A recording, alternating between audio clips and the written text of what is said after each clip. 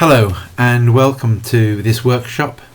We're going to discuss today a proposal to link nursing students with community volunteers, and what we're aiming to do is to get your views on the proposal, to find out any concerns you may have and any ideas that you may have on how to improve it or to do it differently. You have a facilitator and a scribe.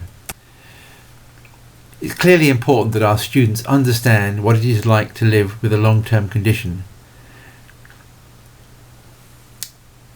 and to learn what patients' experiences are in accessing and using health and other services. But we also want to put something back into society. Our students, even while they are students, can help in various ways. As you know, we have had optional involvement of students with patient participation groups in general practice. We have had students hearing about patientopinion.org.uk and learn about patient stories. Students can also hear about other things such as Health Talk Online. We would like to take this further and have all our students more involved in the community. You've got various documents in your conference pack. This includes a flyer and further information booklets which might be used to recruit community volunteers. In there you'll see an explanation of what we're proposing here. That is, the community volunteers will be helping in the education of future nurses, but in return the volunteers will be learning about making good use of health and social services, including, if they want, how to use the internet better. This is not about, this is really important, this is not about nurses treating volunteers or making any clinical decisions in any way. They won't be looking after the person with a long-term condition, and that's one of the things that we will be trying to stress throughout this scheme if we manage to get it running. You'll also find in your pack information for nursing students, what they would do, how they would fill in, how they would report back from their contacts, and information for academics. So in brief, the proposal is that we recruit community volunteers with LTCs, long-term conditions. Each student would have 5 volunteers. Each volunteer would meet with 2 students, so they would meet with the 2 students at the same time. The volunteers and students would meet at least twice, a sort of a beginning and an end, but they could have other contacts in between if they wish. The students will be learning what it is to live with that long-term condition, and the volunteers will be learning from the students about making good use of the internet for health, patient participation groups, and so on. But they will be learning together. No one should be thought of as the expert here. This is an opportunity for students and patients to work and learn together. Who would the volunteers be? They'd be anybody with any sort of long-term condition: hearing loss, reduced mobility, anxiety, heart disease, and so on.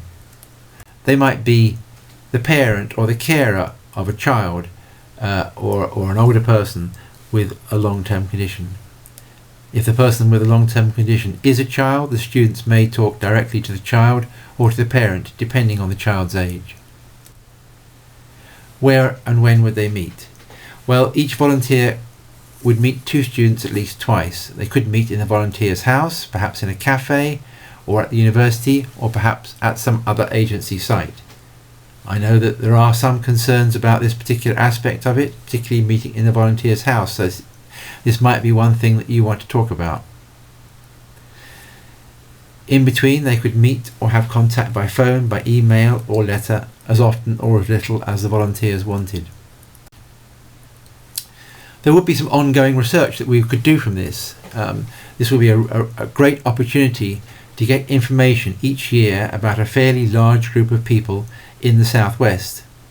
So we would have the students' perceptions of their story, and we would also be asking the volunteers a few standard questions, something called the Edinburgh-Warwick questions about well-being and about their use of the internet for health before they met the students and after they meet the students. And this will tell us if the student contact benefits the volunteer, and it will tell us if the volunteer contact benefits the student, and it will tell us how the Southwest is doing year on year. So what now? What do you do in your sessions with your facilitator and your scribe? You're sitting at a table. The table's just got paper on it.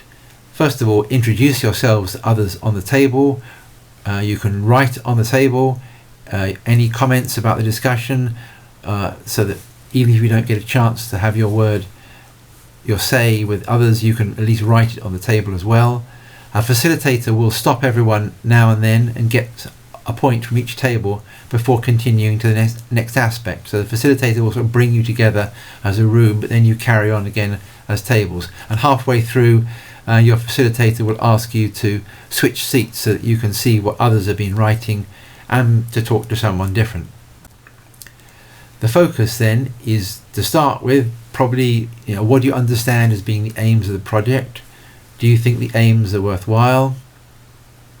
What are the benefits to community, to students? What are the concerns? This may be safety, maybe workloads. What are the outcomes?